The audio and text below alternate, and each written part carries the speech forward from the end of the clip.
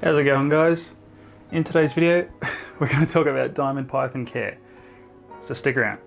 So the diamond python is out of the carpet python family, which is the genus Morellii. These guys are native to the east coast of New South Wales in Australia. They are a semi-arboreal to almost fully arboreal python. These are a reasonable sized python as well, maxing out at around 8 to 9 feet long, with exceptions reaching 10 feet long. Females generally are a bit thicker and heavier built than the males. As you can see here, I have a male and female here. The one kind of nearest to my thumb here is the female, and she is quite a bit fatter than the male. So in the wild, these guys would be eating mainly birds, rodents, and possums, as well as the occasional lizard if they can catch it. But their diet generally consists of warm-blooded animals, such as, like I said, birds, rodents, various other mammals like possums and whatnot. Fruit bats if they can catch them, they'll quite happily take those. These are a reasonably long-lived python as well. They can live between 25 and 30 years, so they're going to be quite a long-term pet should you decide to get one of these. However, these are a great large python for beginners, as their temperament is probably the best you're going to get with a lot of your Australian carpet pythons. However, when handling these, sometimes they can be a little bit of a handful. They're a very active snake. They like to move and climb quite a lot. Honestly, just starting this video took a while because it just took some time for these two to actually settle down enough for me to start filming and kind of talking without worrying about what they're doing, because initially they were just kind of trying to stretch out and climb on everything around me. And this goes back to them being arboreal. They're going to want to climb up onto things. So naturally they're going to stretch out to the next thing that they can climb on. But like I was saying, despite the fact that they're quite active and a little bit of a handful when they're bigger, just because they move around a lot, they have a wonderful temperament with handling. These guys almost never bite, and if you've raised one from a hatchling, they are the most placid snake. So when it comes to setting these guys up in an enclosure, provided you're going to start with a hatchling, it's going to be quite small. So if you buy a little hatchling that's a few weeks or a couple of months old or something like that, it's going to probably come in a hatchling box. Now, generally a hatchling box will be around kind of like a shoebox sort of a size, and they can live in that for their first year or so. From there, they're going to turn into a more sub-adult sort of size. Once they reach that kind of 2 foot long sort of young adult size, or juvenile sort of size, I guess you'd say, then you want to move them into an actual enclosure. You can start them in something that's about 2 foot long by 45 or 2 foot wide, and either 45 or 2 foot tall. Because these are an arboreal snake, try and go the 2 foot tall if you can, because they will use the climbing space.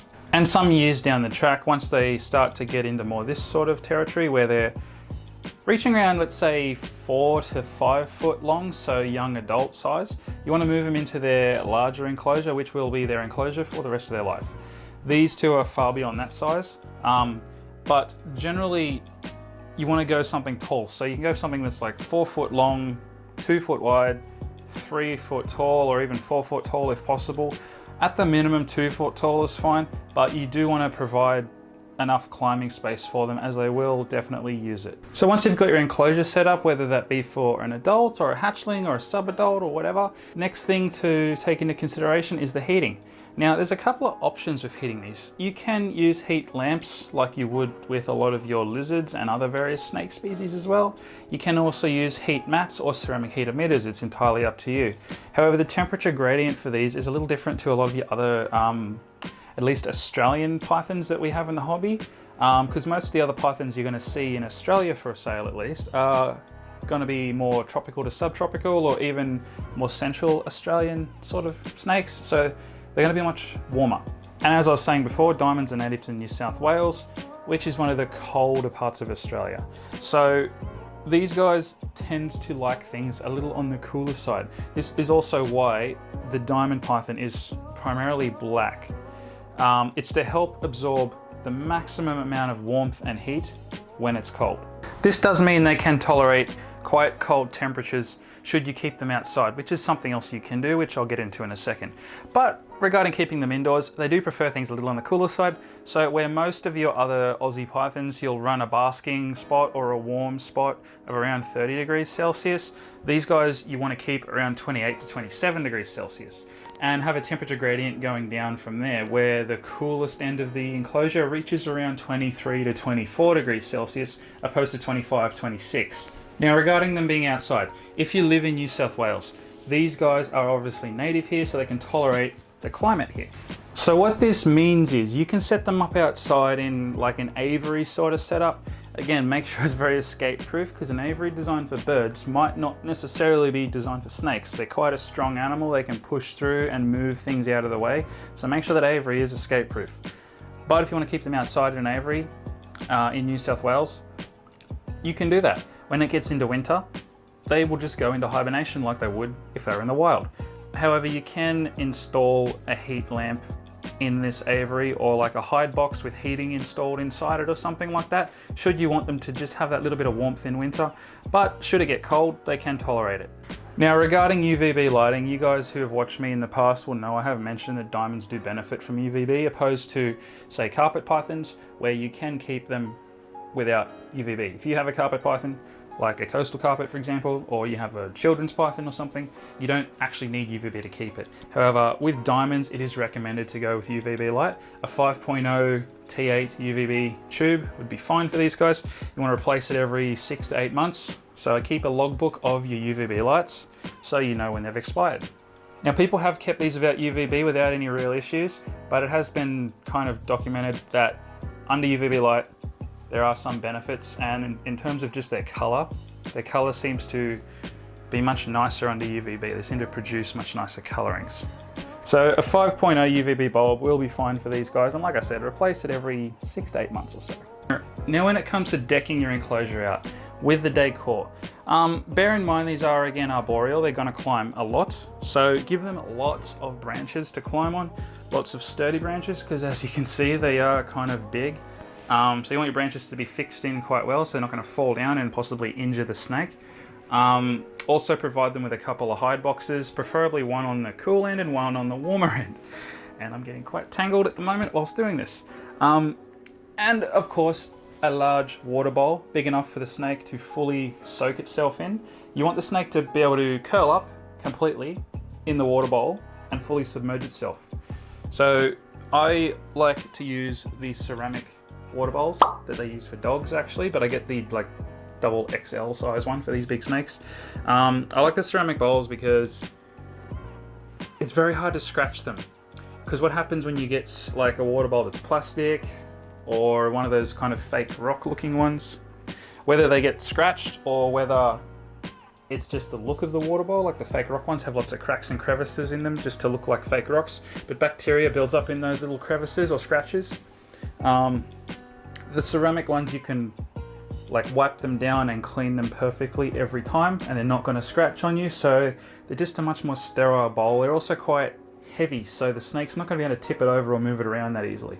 Last thing to decorate your enclosure would be bedding. Now, I just use coconut fiber for these guys, or you might call it coconut core or whatever. That's generally what I use for most of my snakes.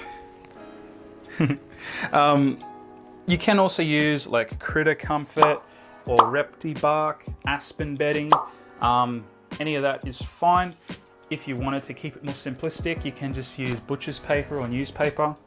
They're pretty versatile with that. And if you wanted to add a bit more decoration, you can put some fake plants in.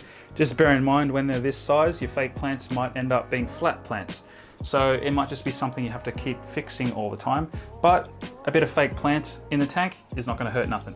Hey guys, sorry to interrupt the video, but for those of you who would like to support my channel and maybe donate to it, why not click the link below and buy me a cup of coffee. Buy Me a Coffee is a website that allows you to donate small sums of money to the channel, which would be the equivalent of buying me a cup of coffee. So click that link below and buy me a cup of coffee.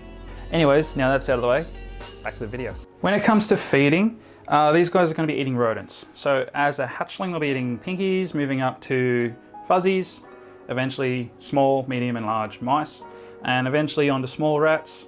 And as they get to this sort of size, they're going to be eating large rats or even double XL rats. But I generally try to keep it at a large rat to maybe an XL rat every now and again.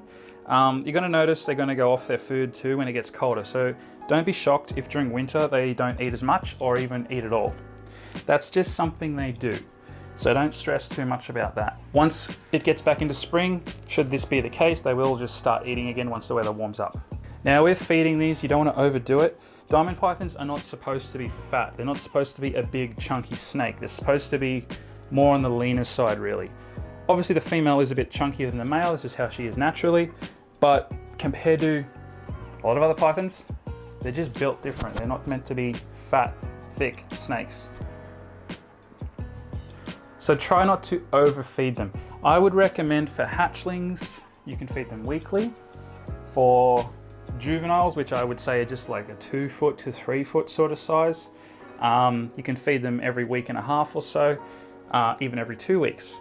And once you move into kind of sub-adult, young adult sort of size, I'm talking 4 foot long, 5 foot long, you can feed them every 2 to 3 weeks. These ones which are almost pretty much fully grown, you can do them monthly if you wanted to. I could feed them every 2 weeks if I wanted to, but you don't necessarily have to. I tend to do them every 2 weeks when it's warmer, because their metabolism's faster, they're gonna want more food. So during spring, summer, and even autumn, I'll feed them every 2 weeks to maybe every 2.5 weeks.